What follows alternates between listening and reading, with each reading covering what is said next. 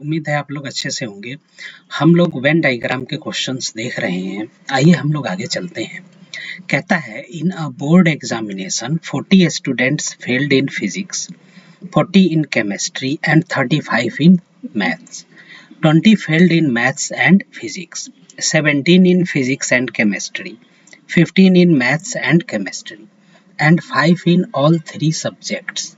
If 350 students appeared in the examination, how many of them did not fail in any subject? तो यहाँ पर क्या है कि देखिए इस टाइप का क्वेश्चन यहाँ तो एक सिंगल पूछा है कि कितने स्टूडेंट्स फेल नहीं है किसी सब्जेक्ट में, यानी कितने स्टूडेंट्स पास हैं सभी सब्जेक्ट्स में। तो इस पे मल्टीपल क्वेश्चंस भी बनते हैं और मल्टीपल क्वेश्चंस भी पूछे जा सकते हैं।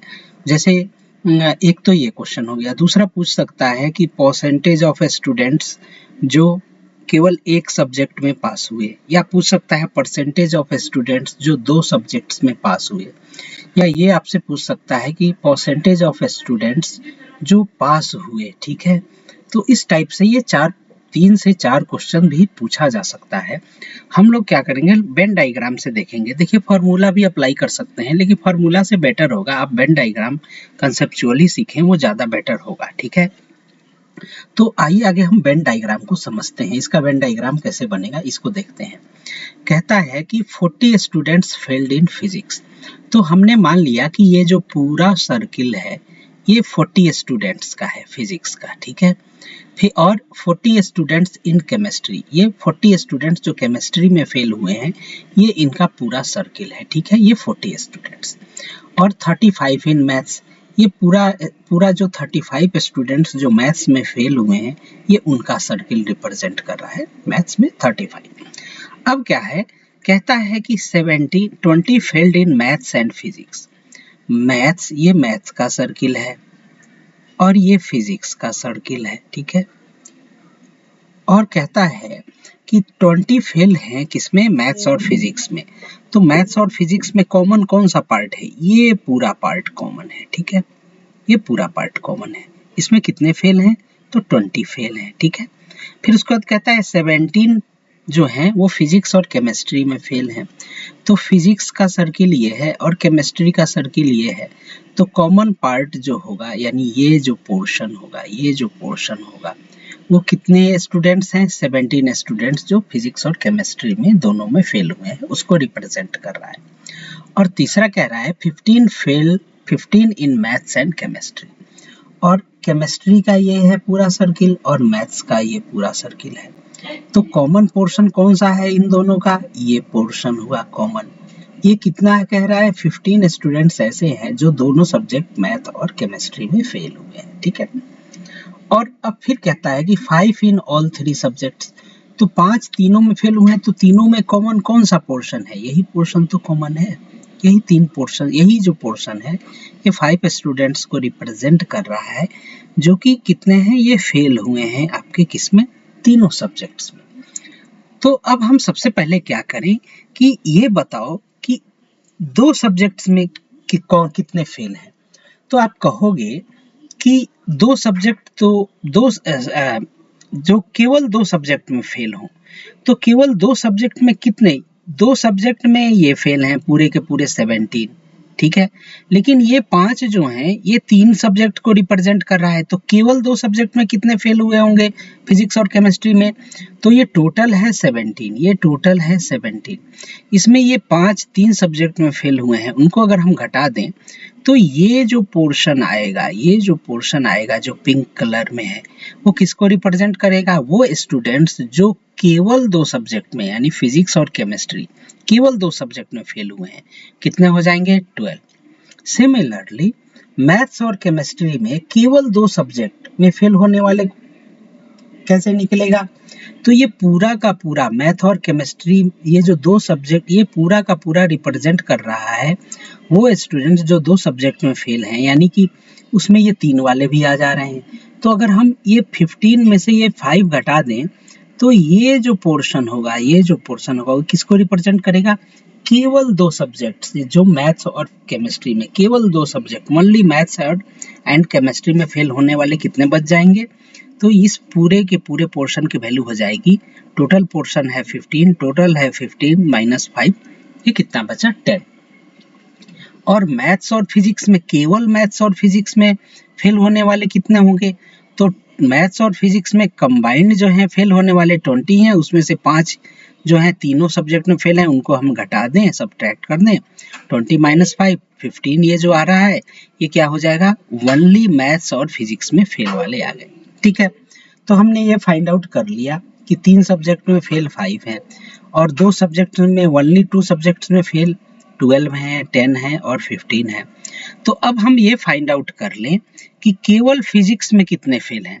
तो आप देखो ये पूरा का पूरा सर्किल रिप्रेजेंट करता है फिजिक्स का, ठीक है, जिसमें से 12 जो हैं इन दो में फेल हैं, फिजिक्स और केमिस्ट्री, 5 जो हैं तीनों में फेल है, 15 जो है वो किस में है, मैथ्स और फिजिक्स में फेल। तो केवल फिजिक्स में फेल कितना, इतना सा पोर्शन जो होगा, इतना सा पोर्शन वो केवल फिजिक्स में फेल का आएगा। तो कैसे आएगा, टोटल है 40, उसमें हम क्या करें, ये 12, 5 और 15 को घटा दें, -12 -5 -15 कितना आया 8। ये 8 स्टूडेंट्स ऐसे हैं जो केवल एक सब्जेक्ट फिजिक्स में फेल है। सिमिलरली केवल ये पूरा का पूरा सर्किल रिप्रेजेंट करता है केमिस्ट्री को, 40 स्टूडेंट्स जो फेल हुए हैं उनमें से केवल एक सब्जेक्ट केमिस्ट्री में फेल होने वाले को क्या रिप्रेजेंट करेगा, ये वाला पोर्शन रिप्रेजेंट करेगा, ये वाला पोर्शन, उस पोर्शन की वैल्यू क्या हो जाएगी, तो 40 है टोटल केमिस्ट्री में फेल होने वाले, उनमें ये 12, 5 और 10 को सब्ट्रैक्ट कर दें, 12, 5 और 10 को सब्ट्रैक्ट कर दें तो आया 13, यानी 13 स्टूडेंट्स ऐसे हैं जो केवल एक सब्जेक्ट केमिस्ट्री में फेल हुए हैं। और इसी प्रकार केवल मैथ्स में फेल होने वाले, यानी केवल एक सब्जेक्ट मैथ में फेल होने वाले कितने होंगे, तो इतना सा पोर्शन होगा। तो ये टोटल सर्किल कितने का है, 35 का है। तो अगर हम 35 में ये 15, 5 और 10 सब्ट्रैक्ट कर दें तो ये आ जाएगा केवल मैथ्स में फेल होने वाले, यानी केवल 1 सब्जेक्ट मैथ में फेल होने वाले, कितना आ जाएगा 35 -15 -5 -10 कितना आया 5। तो अब हमें निकालना है कि टोटल सब्जेक्ट में पास कितने हैं। तो हम क्या करें कि टोटल स्टूडेंट्स में टोटल फेल स्टूडेंट को सब्ट्रैक्ट कर दें तो टोटल पास आ जाएंगे। तो टोटल फेल हुए कितने, तो टोटल फेल हुए कितने, तो आप ये कहोगे कि वो स्टूडेंट जो केवल एक सब्जेक्ट में फेल हैं, तो केवल एक सब्जेक्ट में फेल होने वाले कौन कौन है, 8 इन फिजिक्स, ये 8 कितने में फिजिक्स में, plus 13 in chemistry, 13 in chemistry, plus 5 in maths, plus 5 in maths, इसका सम कितना आएगा 26। सिमिलरली स्टूडेंट्स फेल्ड इन 2 सब्जेक्ट्स कौन कौन है, तो 12 प्लस 10 प्लस 15, ठीक है, 12 प्लस 10 प्लस 15 कितना आया 37।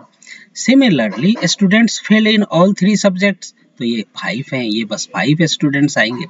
तो टोटल फेल कितने आए, टोटल फेल स्टूडेंट्स कितने हुए, 26 जो केवल एक सब्जेक्ट में फेल हैं, 37 जो केवल 2 सब्जेक्ट में फेल हैं, प्लस 5 जो केवल जो तीनों सब्जेक्ट में फेल हैं, कितना आया 68। अब ये 68 जो हुए ये टोटल फेल स्टूडेंट्स की संख्या है। तो total number of pass students कितने हो जाएंगे, तो 350 माइनस ये फेल स्टूडेंट 68 कितना आ जाएगा 282। तो कौन सा ऑप्शन करेक्ट हुआ, बी ऑप्शन इज करेक्ट। अब हम इसी में आपसे पूछा जा सकता था कि परसेंटेज ऑफ पास स्टूडेंट्स क्या होगा, ठीक है, तो कैसे निकलेगा, तो 282 divided by total number of student 350 multiplied by 100। Similarly अगर आपसे कहा जाता कि केवल एक सब्जेक्ट में पास होने वाले स्टूडेंट्स का परसेंटेज क्या है, तो आप क्या कहोगे, केवल एक सब्जेक्ट में फेल होने वाले स्टूडेंट्स का परसेंटेज क्या होगा, तो 26 जो है केवल एक सब्जेक्ट में फेल हैं और total number of fail students कितने हैं 68 है, मल्टीप्लाइड बाय 100 इतने परसेंट हो जाएगा, किसके रिस्पेक्ट में, टोटल फेल के रिस्पेक्ट में निकालेंगे ना। सिमिलरली 2 सब्जेक्ट्स में फेल होने वाले स्टूडेंट्स क्या होंगे, कितना परसेंटेज होगा, तो 37 डिवाइडेड बाय 68 मल्टीप्लाइड बाय 100, ये होंगे कितने, total number of percentage of failed students in 2 subjects. तो इस प्रकार से आपसे मल्टीपल क्वेश्चंस भी पूछे जा सकते हैं। तो इसलिए वेन डायग्राम काफ़ी इंपॉर्टेंट है, फार्मूला अगर हम लगा के करते हैं तो ये चीज़ें बारीकियां समझ में नहीं आएंगी, इसलिए आपको वेन डायग्राम समझना ज़्यादा ज़रूरी है, क्योंकि इससे रिलेटेड हमने तो यहाँ पे सिर्फ एक सवाल पूछा है आपसे, इससे रिलेटेड मल्टीपल क्वेश्चंस पूछे जा सकते हैं। उम्मीद है आपको ये चीज़ समझ में आई होगी। आप हमारे चैनल राघव मैथ्स को सब्सक्राइब करें। Thank you very much.